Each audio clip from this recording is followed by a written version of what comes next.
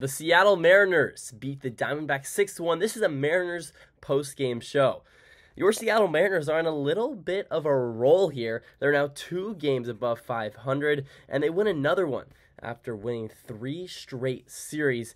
And this one was all M's, and it was off the back of really, you can obviously turn to the Mitch Haniger grand slam, which was huge. It was, but Emerson Hancock, how about it? The guy I've had no faith in. I thought he was dead in the barn. Put him outside and he's fodder. He's gone. He's nothing. I don't think he's a starting quality pitcher in the MLB. I still don't think that. But to Emerson Hancock's credit, another good start. That's 3 of 4 quality starts for Emerson Hancock in this one. He had 6 innings pitched, gave up just 2 hits and 1 earned run, just 4 strikeouts, so he continues to not really strike out batters much, but excuse me, he's really dotting up, all edges of the plate. The Diamondbacks really couldn't put the ball into play, and they could put the ball into play, but they couldn't really find the gaps. They weren't hitting the ball super hard, and Emerson Hancock gets the job done. Is it time to say that Hancock is a quality starter in the MLB? Maybe a 4 or 5, but a good 4 or 5 at that? I'm not quite sure. I think when Brian Wu comes back, he still deserves this spot. And Emerson Hancock obviously has shown that he can produce some quality starts at a somewhat consistent rate. I just don't see the stuff right now. He still throws a really, really, really flat fastball. Doesn't have a super good secondary pitch. But what he's doing right now is he's controlling the strike zone, really taking to heart the Mariners' philosophy of first pitch strikes. And he's getting ahead in counts early.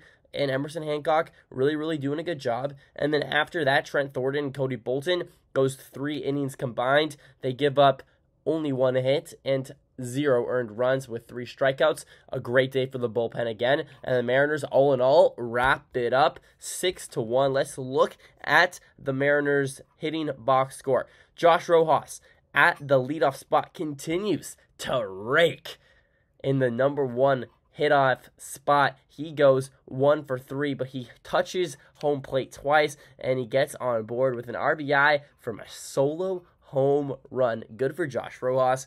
You go down, Julio Rodriguez continues to really turn around his start of the season struggles. He goes 500 in this one, 2 for 4, and touches home plate as well once. And then you keep going down the line. Catcher Cal Raleigh, he goes hitless today, but then Mitch Haniger, only 1 hit, but the 1 hit was a grand salami time. Grandma, bring out the rye bread and mustard. Mitch Haniger muscles one out to left center field. Just gets out right above that yellow line. Just to the left if you're facing from home plate. Just to the left of, the party deck area. Right into the bullpen there. Mitch Haniger gets a charge into that one and really puts the game away, putting the Mariners up by 5. And then Jorge Polanco, unfortunately, goes hitless, 0 for 2. Ty France goes 0 for 3. Mitch Garver, 1 for 3. And Luke Raley, 0 for 3. And Dylan Moore, 0 for 3. So the back half of the lineup really doesn't do much for the Mariners, but it doesn't matter. It does not matter when Mitch Haniger puts a 4-run charge into left center field. The Mariners only scrape across 5 hits, but produce 6 runs. And you've seen that in the last couple of weeks when the Mariners lose, it seemed to be they put 8, 9, 10, 11 hits on the board, and they can only scrape across 1 or 2 runs, not timely hitting. They were 1 for 11 with runners in scoring position a couple of games ago in Texas in that middle game of that 3-game set. But then this one is the exact opposite. The Mariners only have 5 hits, but they produce 6 runs. And obviously timely hitting. Mitch Haniger, all you need to be said there. 4-run, home run, grand slam. The Diamondbacks. Zach Gallen gives up 3 earned. So does Scott McGow. But only gives up 3 and 2 hits combined. So again, it goes back to just the timely hitting from the Mariners. Let's look at what... Oh, and I'd be remiss to not mention, of course, Eugenio Suarez.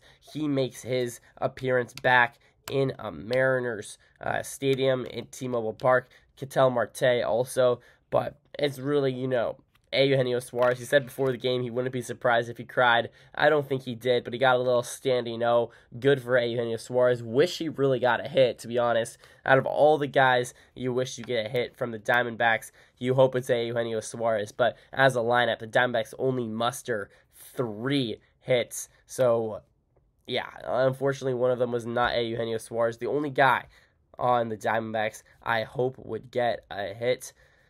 Let's look at what this means for the next few games. The Mariners have another 2 games with the Diamondbacks.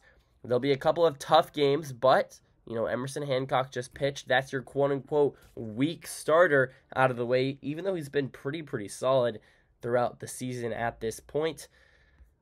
Should have tomorrow. Who does the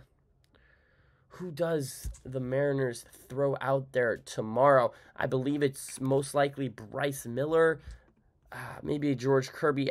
Sorry for not really giving you guys those exact details. It got all screwed up with the missed game in Colorado. There was, the whole missed game in Colorado, the whole 5-man pitching rotation, the one you kind of expect, kind of got thrown out of the window. I'm trying to find this for you guys. Really am.